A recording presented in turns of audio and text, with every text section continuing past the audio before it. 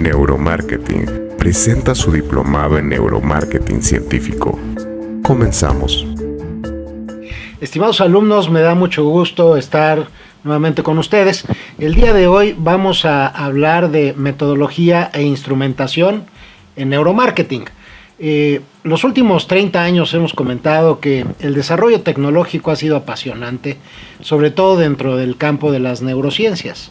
Se han venido desarrollando nuevos instrumentos de medición gracias a la computación, gracias a toda la tecnología, y ahora contamos con toda una serie de métodos para analizar el cerebro, ver cómo funciona, analizar su anatomía, analizar su forma, y no nada más el cerebro, sino todo el sistema nervioso, que es realmente lo que nosotros hacemos cuando queremos hablar de mediciones científicas para tratar de entender el proceso de toma de decisiones de las personas. Por un lado están todos estos métodos que nos permiten conocer la anatomía del cerebro, la forma del cerebro. Y ahí se encuentran, por ejemplo, las resonancias nucleares magnéticas, la tomografía axial computada, y bueno, hay algunas variantes, una de ellas que sería la resonancia nuclear magnética funcional, que no nada más nos muestra la anatomía, sino nos habla un poco también de la fisiología, de la localización de áreas del cerebro que están funcionando.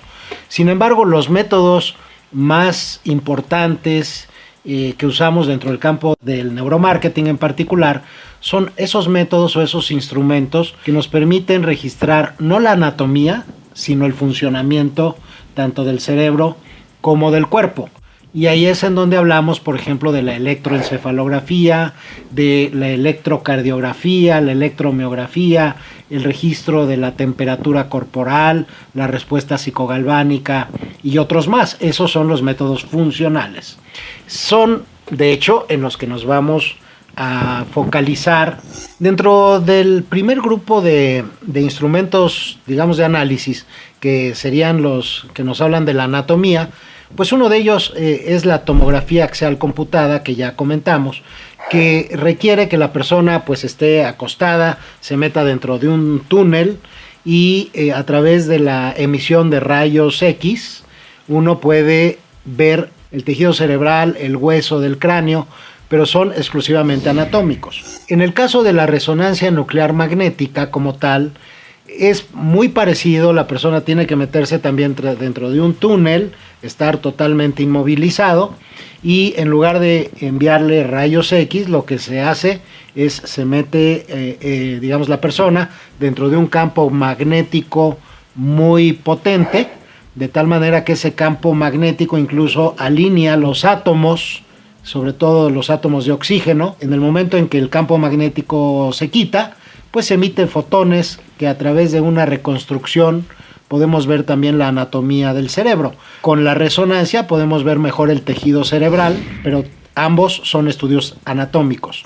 Una variante de la resonancia nuclear magnética es la resonancia que se llama nuclear magnética funcional, en la que también la persona se mete dentro de este campo magnético.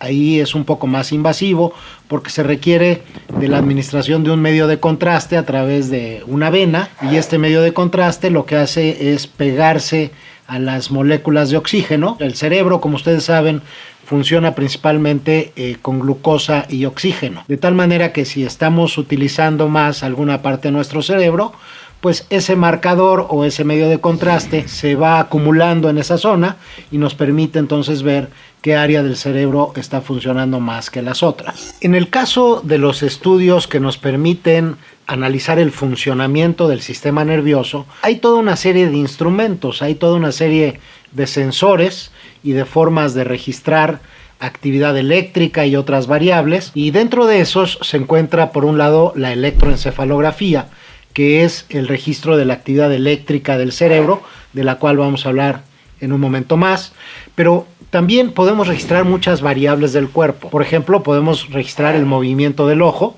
y entonces hablamos de electrooculografía. El ojo, cuando el ojo en sí es un gran dipolo, tiene un potencial eléctrico muy grande, porque la cámara anterior y cámara posterior del ojo pues tienen diferentes cargas eléctricas, se produce un dipolo, entonces es factible de poder medir el movimiento del ojo, porque se mide estas variaciones eléctricas o electromagnéticas que produce el ojo.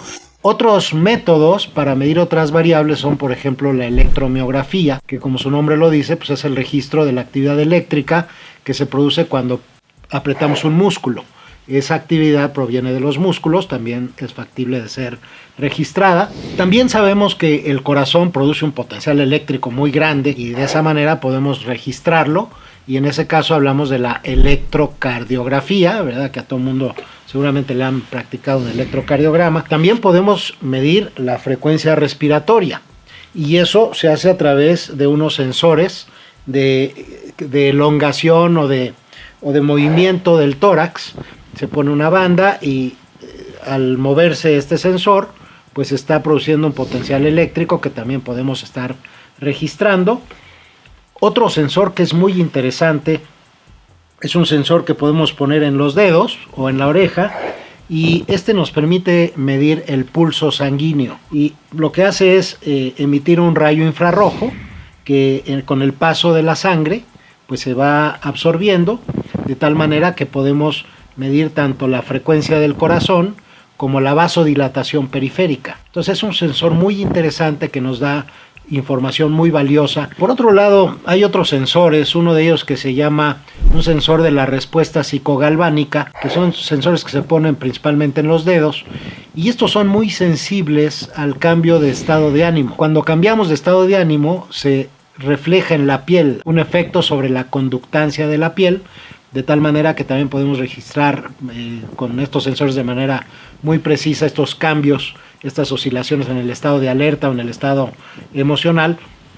Y finalmente podemos también medir la temperatura periférica a través de unos transductores que se llaman termistores, que miden específicamente cambios en la temperatura de la piel. Y todos estos comprenden esos instrumentos muy interesantes que utilizamos realmente dentro del campo del neuromarketing.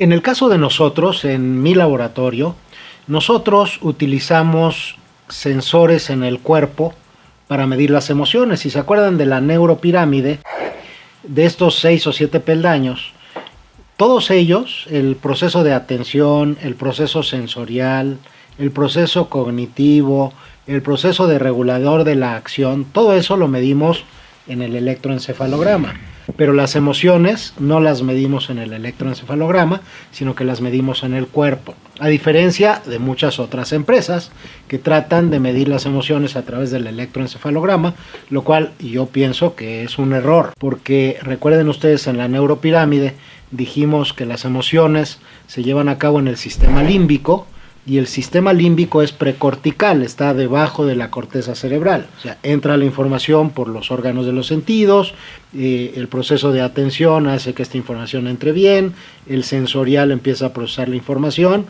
luego viene la parte emocional, que es sistema límbico, pero la información todavía no ha llegado a la corteza. Por esa razón, a mí me parece que es un grave error de muchas empresas que están tratando de medir las emociones en el cráneo, en el cerebro, a través de la actividad eléctrica.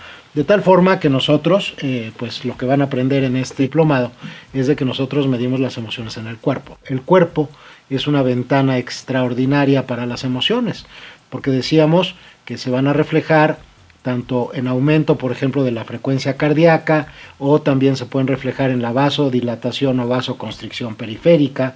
Por ejemplo, si uno está muy ansioso, ¿qué es lo que pasa? Pues que en mis manos empieza a haber menor flujo sanguíneo periférico, hay una vasoconstricción periférica.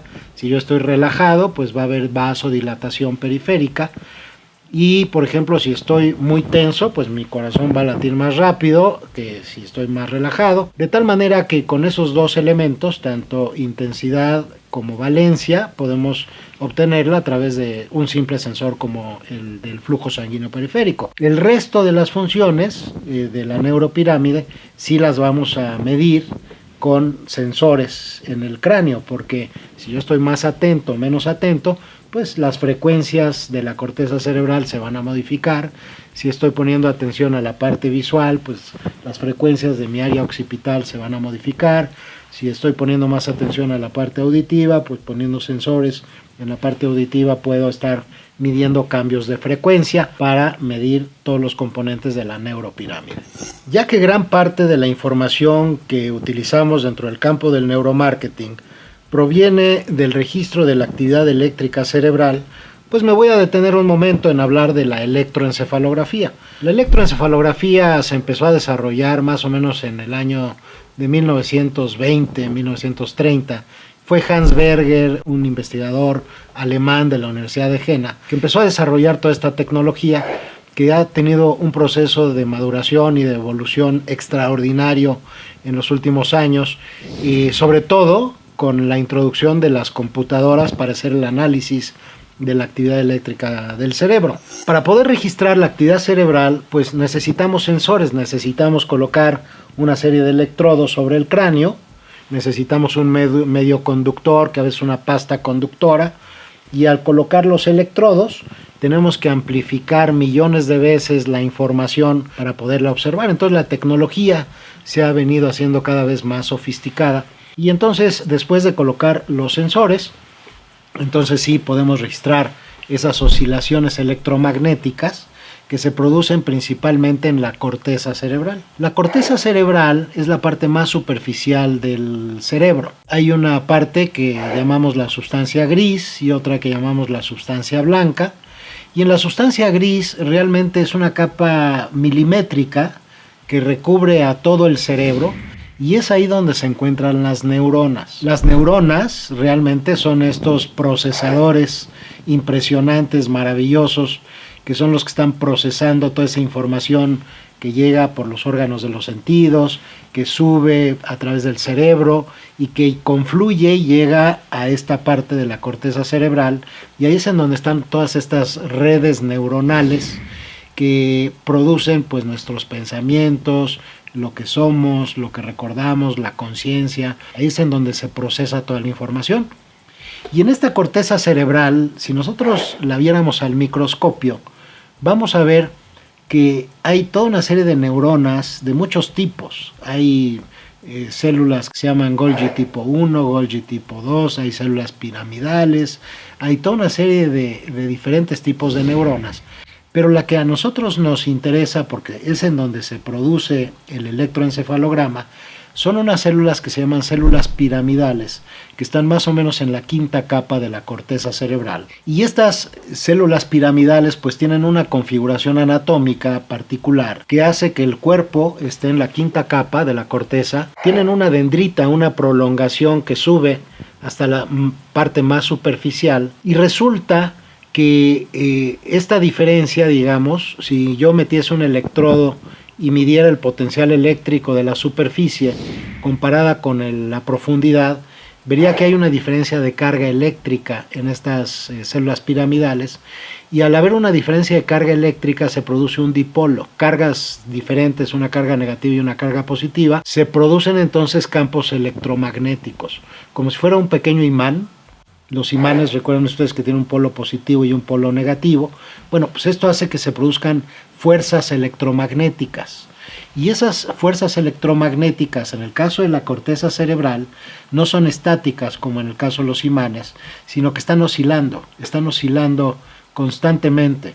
Y oscilan principalmente por influencia de dos estructuras principalmente subcorticales.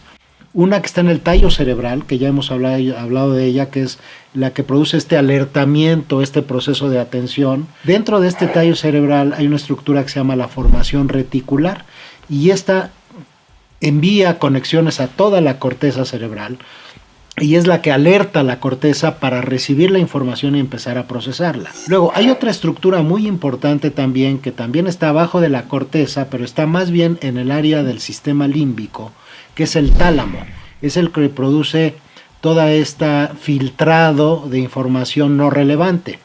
Recuerden ustedes que cuando hablamos del proceso de atención, hablamos que el primer componente es el alerta, el alertamiento, el estar despiertos, y eso es responsable de la formación reticular que está en el tallo cerebral.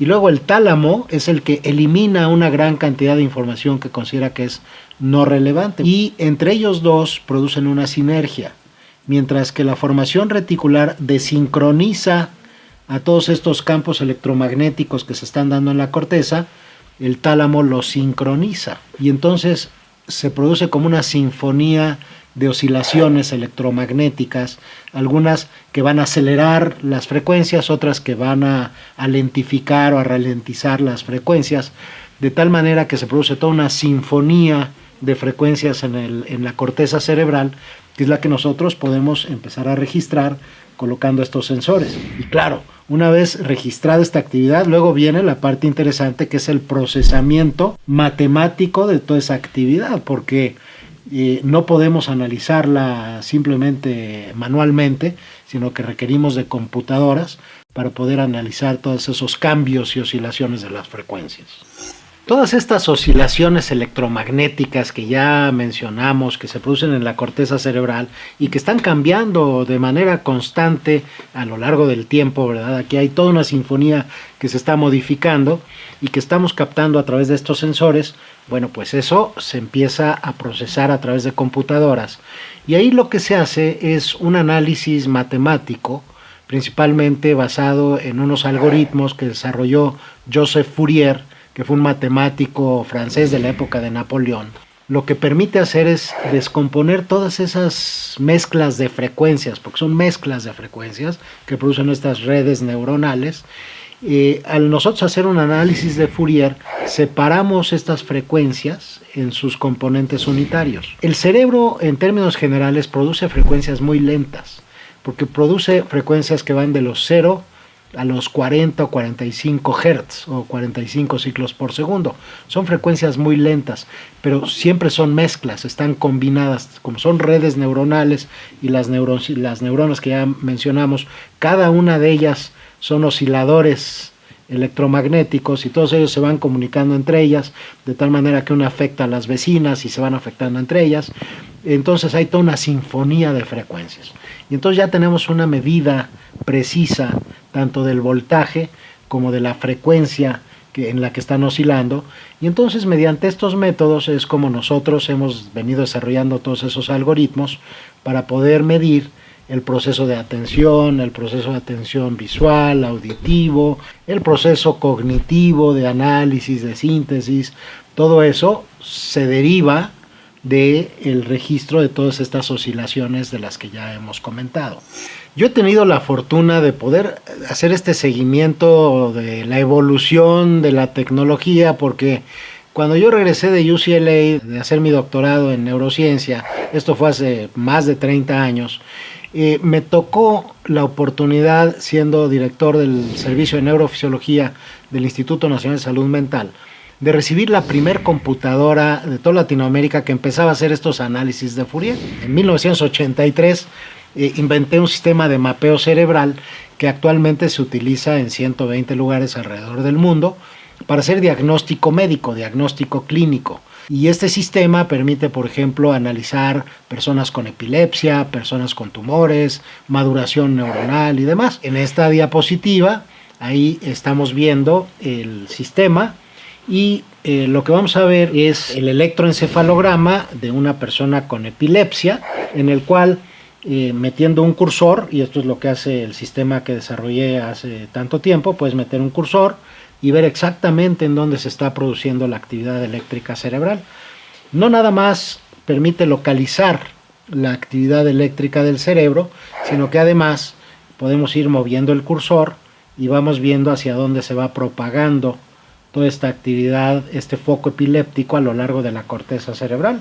Ahí estamos viendo cada una de estos mapas, se está produciendo uno detrás del otro, con una resolución de 7.5 milésimas de segundo. Toda esta tecnología ya nos permite estudiar el funcionamiento cerebral de una manera muy precisa, que es lo que hemos venido ya utilizando pues para aterrizarlo en el tema del estudio del proceso de toma de decisiones.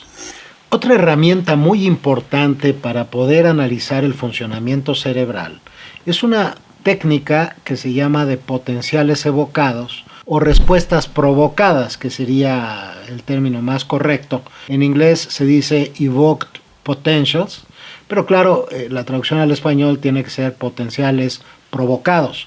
La diferencia entre los potenciales provocados y el electroencefalograma es que el electroencefalograma nos habla de estos cambios constantes en el funcionamiento cerebral.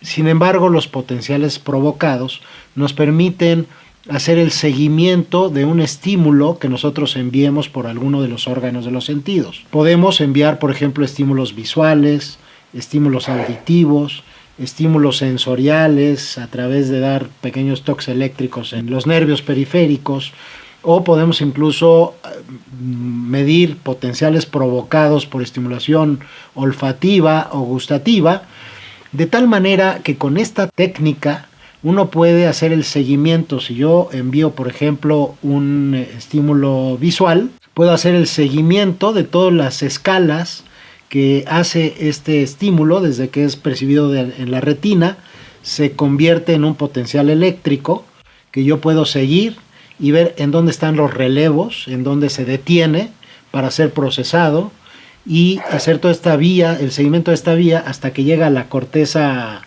visual.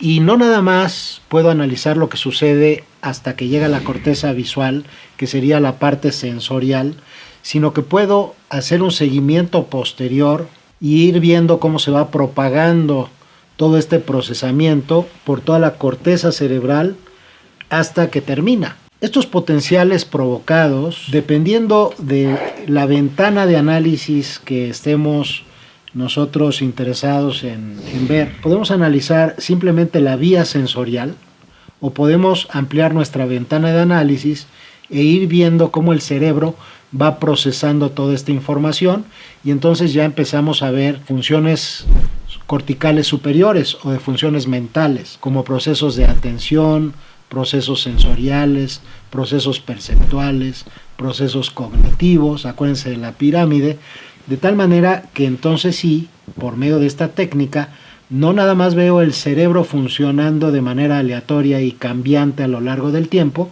sino que además puedo tener información precisa enviando estímulos visuales o auditivos y hacer todo el seguimiento de la vía e irlo analizando incluso desde el punto de vista de las funciones corticales superiores. De esto también desarrollé yo un método que también hace potenciales evocados, y no nada más los sensoriales, sino también los corticales, y entonces ahí podemos hacer mapeo de toda esta información desde que llega, los relevos sinápticos que hace o esos pequeños momentos en que se detiene para ser procesado por algunas estructuras internas hasta que llega a la corteza cerebral, y de ahí voy analizando cómo mi cerebro lo va procesando. Acuérdense ustedes, por ejemplo, que el hemisferio izquierdo procesa la información de manera más analítica, el hemisferio derecho la procesa de manera más sintética, el proceso de análisis se lleva más en el hemisferio izquierdo, el proceso de síntesis más en el derecho. Entonces, de esta manera puedo yo, a través de estas mediciones científicas, ir viendo exactamente cómo el cerebro está procesando información en los diferentes órganos de los sentidos. Como vimos ya, la electroencefalografía es un método poderosísimo para poder analizar cómo el cerebro está procesando la información, desde cómo entra, cómo se procesa. Vamos después a la parte de las funciones mentales, atención, percepción, la parte conceptual y demás. Pero no es suficiente para poder entender todo el proceso de toma de decisiones, porque una parte muy importante del proceso de toma de decisiones tiene que ver con las emociones. Y las emociones se producen en el sistema límbico, antes de la corteza cerebral. Entonces, ahí, a través del electroencefalograma, no podemos medir las emociones, pero sí las podemos medir a través de sensores periféricos. Y es cuando hablamos de registros biométricos. Y estos registros biométricos, como ya habíamos mencionado, pues yo puedo medir tanto la frecuencia cardíaca, la respiratoria, puedo medir la respuesta psicogalvánica de la piel, el flujo sanguíneo periférico, de tal manera que con combinación de sensores, entonces sí yo puedo caracterizar las emociones. Si nosotros vemos el modelo que se llama el modelo circunflejo de Russell. Russell fue un investigador que se interesó por tratar de entender las emociones, sobre todo desde el punto de vista psicológico, y tuvo la visión de decir, bueno, pues todas las emociones se pueden caracterizar con base en dos parámetros. Un parámetro que nos habla de la valencia. La valencia se refiere a qué tan placentero o displacentero es una emoción. Y por otro lado, el otro ángulo que sería la intensidad de la emoción. O sea, las emociones pueden ser de baja intensidad hasta de muy alta intensidad. Por ejemplo, si yo viera una persona asaltando a otra persona, bueno, pues va a ser una emoción un tanto displacentera, pero pues de baja intensidad. Si yo en lugar de esto viera a una persona acuchillando a otra persona, pues entonces también es displacentera, más displacentera que la anterior y también de mayor intensidad. De tal manera que, por ejemplo, si yo estuviera midiendo mi frecuencia cardíaca, en ambas la frecuencia cardíaca va a aumentar. En la segunda más que en la primera. Mi corazón va a latir más rápido en la segunda que en la primera. Pero no es suficiente para descubrir la valencia, porque si yo estuviera viendo una escena erótica, también en la escena erótica mi corazón va a latir más rápido.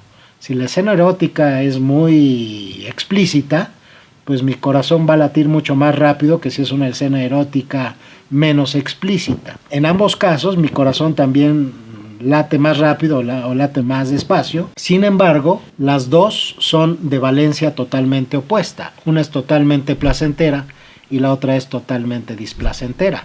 Entonces, midiendo nada más la frecuencia cardíaca, yo no puedo ver la valencia de la emoción. Sí la intensidad, más no la valencia. Entonces, ¿qué hago? Pues meto otro tipo de sensores. Porque si yo estuviera midiendo, por ejemplo, la vasodilatación periférica, entonces en el primer caso, en la escena de asesinato, voy a tener vasoconstricción periférica. Mis arterias se van a cerrar, se van a enfriar mis manos. En el segundo caso va a ocurrir lo contrario. Va a haber vasodilatación periférica, mis manos se van a calentar. De tal manera que combinando sensores, entonces sí yo puedo medir las emociones, tanto la intensidad como la valencia de la emoción, y luego la puedo combinar con este modelo circunflejo, y entonces sí ya tengo una medición precisa de las emociones. Esto que les estoy comentando es un desarrollo de nosotros, específicamente de mi laboratorio. Ya algunas otras empresas de neuromarketing empiezan a entender que hay que medir las emociones no en el cerebro, sino en el cuerpo. Bueno, hasta el momento hemos hablado de tecnología, hemos hablado de equipos, hemos hablado de todas estas formas como se ha venido desarrollando la tecnología para permitirnos registrar tanto la actividad cerebral como el cuerpo. Pero no todos son aparatos, o sea, sí es muy importante tener equipos o aparatos sofisticados de grado médico, porque hemos observado que algunas otras empresas o laboratorios de neuromarketing tratan de simplificar la tecnología usando equipos no tan robustos. Es muy importante que se haga a través de aparatos sofisticados, como decía yo, de grado médico o robustos, pero no todo son los aparatos. Lo importante no es obtener una buena información, sino que también lo importante es ver cómo se analiza y cómo se procesa. Lo más importante de esta tecnología pues son los algoritmos, son estos métodos que en mi laboratorio pues hemos venido desarrollando en los últimos 12 años hasta llegar a la posibilidad de medir y cuantificar cada uno de los peldaños de la neuropirámide. Y claro, todo eso pues no es suficiente para explicar el proceso de toma de decisiones, sino que hemos ido un paso más allá y hemos venido desarrollando ya productos para las industrias, aterrizando toda esta tecnología sofisticada en productos que las industrias ya están utilizando y que hemos venido haciendo para diferentes empresas y diferentes compañías para poder entonces sí medir productos, comunicación, publicidad y demás, que vamos a ver en un momento más. Por un lado, puede ser de gran utilidad para el análisis de material gráfico, material POP. Y aquí hemos desarrollado una tecnología también propietaria en la que nosotros no usamos el eye tracker que usan algunas otras empresas. Hemos desarrollado nosotros nuestra propia metodología que le llamamos NeuroTrack. Y a diferencia de usar un rayo infrarrojo, que es lo que casi todo el mundo usa, nosotros ponemos sensores directamente alrededor del globo ocular porque sabemos que el ojo produce un potencial eléctrico muy grande, un dipolo, de tal manera que hemos desarrollado algoritmos para directamente registrando el movimiento del ojo, podemos saber exactamente hacia dónde una persona está mirando. Esta tecnología que nosotros tenemos pues hay mucha mayor resolución que la tecnología de rayo infrarrojo, porque el sampleo, la conversión analógico-digital que usan los trackers convencionales es de 60 a 120 muestras por segundo. Nuestra resolución es de más de 1000 muestras por segundo, de tal manera que con esto nosotros podemos medir un movimiento del ojo que se llama movimiento sacádico, que es un movimiento muy breve que dura unas cuantas milésimas de segundo y que es cuando el ojo realmente pone atención. O sea, el ojo no pone atención a todo. Sí se mueve a lo largo del campo visual para poderlo detectar, pero hace pequeñas paradas el ojo en donde le llama la atención al cerebro la información del ojo. Y ese movimiento sacádico nosotros sí lo podemos medir y registrar a través de este movimiento ocular. Eso se traduce pues en analizar una población, porque parte de la metodología que nosotros usamos es, si bien hacemos un registro persona a persona, el registro es individual, para poder llegar a conclusiones para la industria, pues tenemos que hacerlo en grupos de personas. Entonces también segmentamos a la población, tanto desde el punto de vista actitudinal o desde el punto de vista socioeconómico, como nos pide generalmente el cliente. Luego corremos una prueba estadística para ver cuántos sujetos necesitamos para que la información que obtenemos sea representativa de la población a la que el cliente quiere impactar, con un 95% de precisión.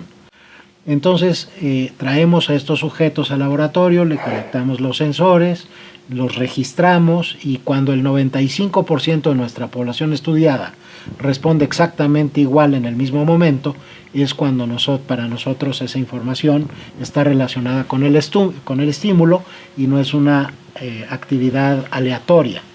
Otro control que nosotros hacemos es de que el sujeto se vuelve su propio control, de tal manera que tomamos primero un registro de línea base, luego lo exponemos al estímulo y luego seguimos registrando después del estímulo. Como tenemos 3 momentos, línea base, estímulo y postestímulo, luego restamos el estímulo y el postestímulo de la línea base y entonces el sujeto se vuelve su propio control. Y además tenemos la información en 2 momentos, mientras están siendo expuestos al estímulo y seguimos registrando después. Entonces podemos hacer regresiones lineales y predecir la conducta en cuanto a toda la parte de la pirámide, qué llama la atención, qué emociona, qué tipo de emoción están experimentando, qué tanto están comprendiendo el mensaje, qué tanto análisis, qué tanta síntesis. Y luego el regulador de la acción, si está bajo, quiere decir que se va a convertir en acción, en compra. Si el regulador de la acción está alto, pues va a impedir más la compra. Esta proporción entre los diferentes peldaños es lo que se va a convertir en una toma de decisiones o no toma de decisiones, en una compra o en no una compra, en un aprendizaje o en no aprendizaje, o en voto o no voto. Entonces aquí les traje algunas muestras, en particular la primera, analizando el proceso de atención, pues a través del movimiento del ojo, que ya comentamos que es NeuroTrack. También podemos seguir el rastreo ocular y ver cómo esa información llega al cerebro, de tal manera que podemos analizar lo que es preconsciente, o sea, hacia dónde la persona mira antes de hacerlo consciente, lo que le llama la atención al cerebro, luego lo que le llama la atención a la persona, que ya sería más el proceso cognitivo. Acuérdense que tarda 300 milisegundos en la información desde que se percibe por los órganos de los sentidos hasta que se convierte en conciencia. Tardamos 300 milisegundos.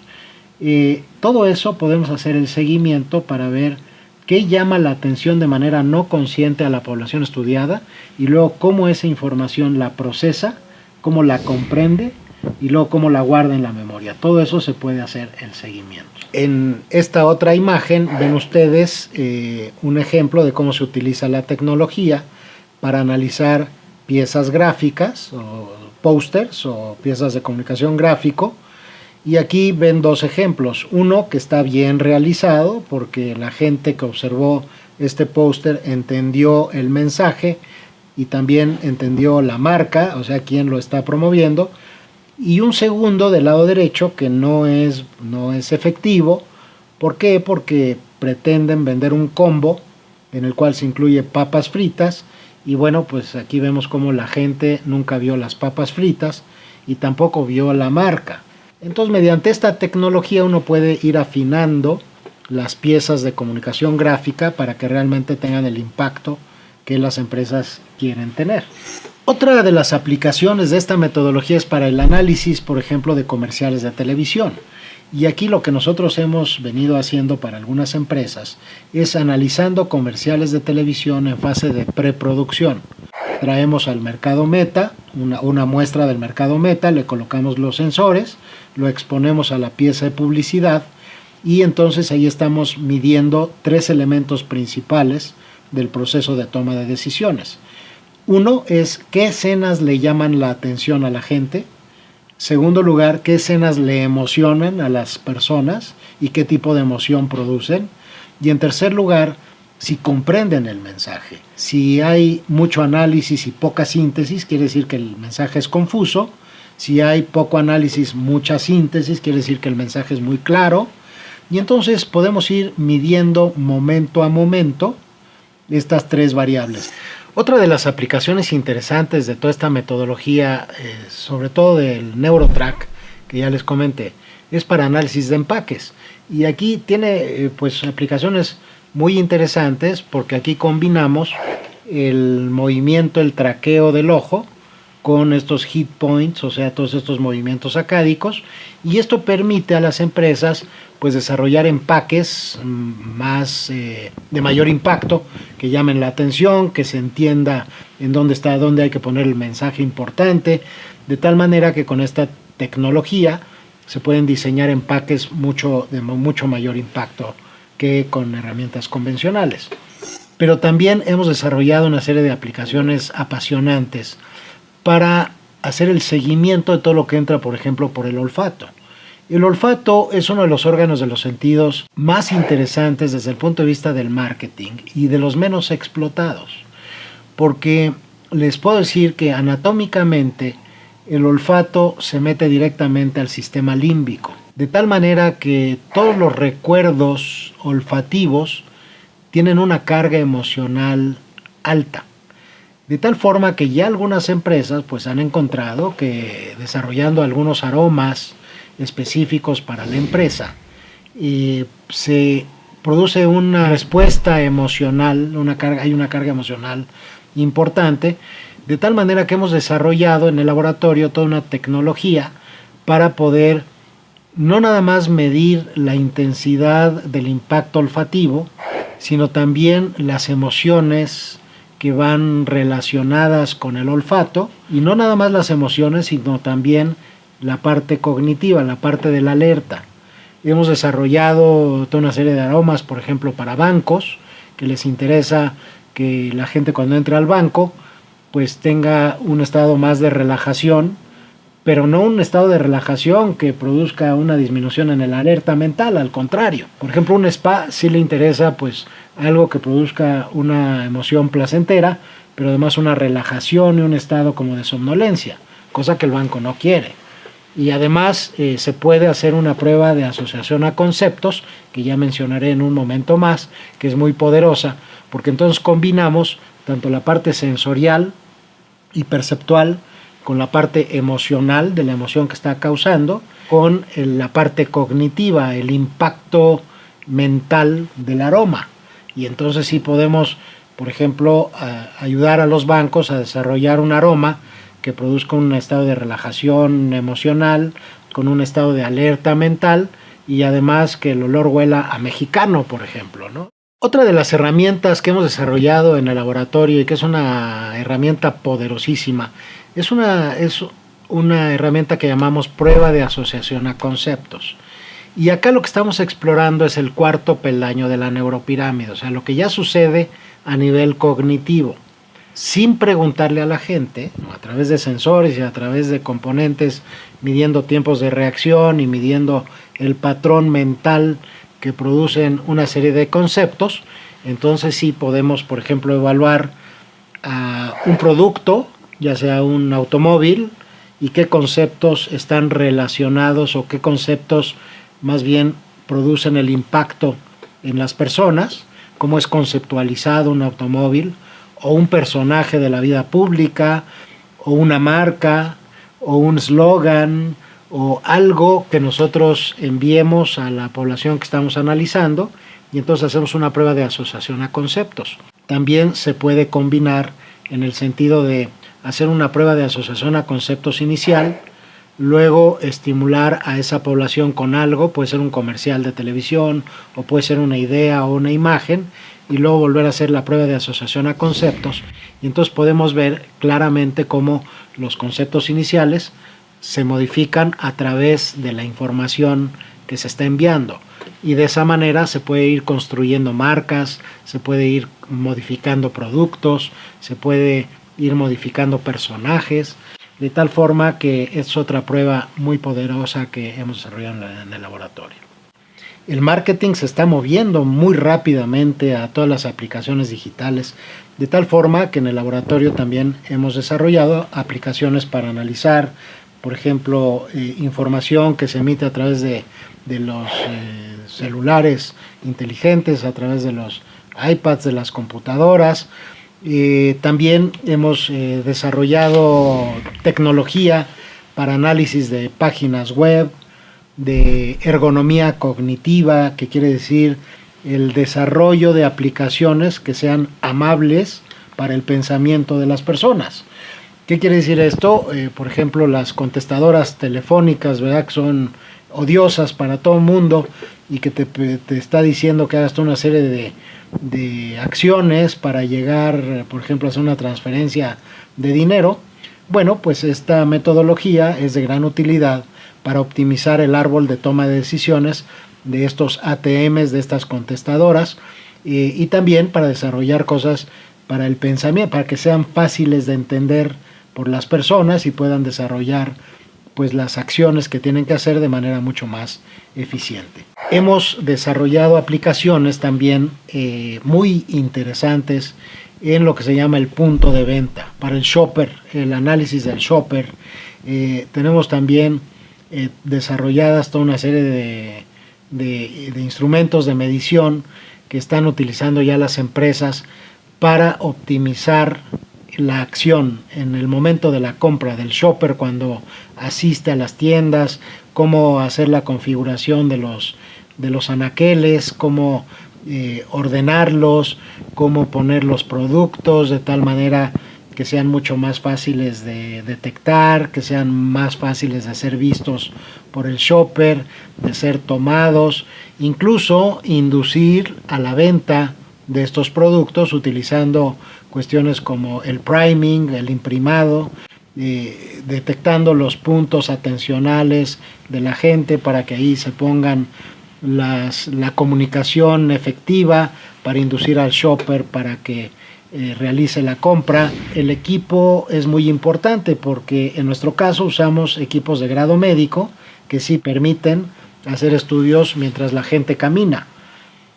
Si el equipo no es tan sofisticado, pues esos equipos van a registrar actividad que no es la que queremos registrar. Por ejemplo, si ponemos electrodos sobre el cráneo, si no se usan los equipos y la metodología adecuada, pues uno termina registrando en lugar de actividad cerebral movimientos o ruido ambiental o ruido electromagnético que no proviene del cerebro, y entonces se confunde toda esta información. No nada más es el equipo lo importante.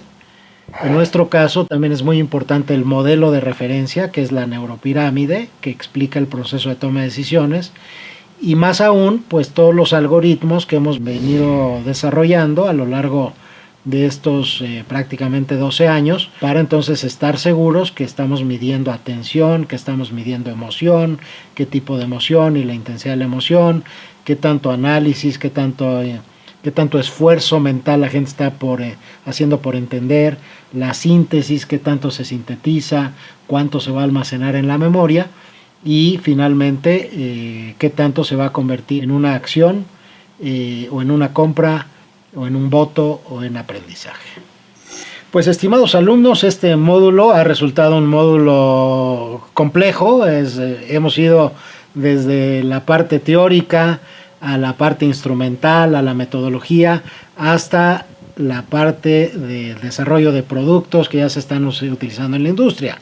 Sé que hay información muy compleja, sé que es información tediosa en algunos momentos, pero bueno, los invito a interesarse, a profundizar, a estudiar un poco más, porque todo esto pues se va a convertir en un diferenciador para ustedes, comprendiendo toda esta tecnología y utilizando estas herramientas poderosas que vienen a complementar el marketing tradicional y ahora sí, pues dar el siguiente paso futuro en el campo de el análisis de la mercadotecnia con neuromarketing, teniendo ya herramientas muy poderosas que nos permiten influir en el proceso de toma de decisiones de las personas.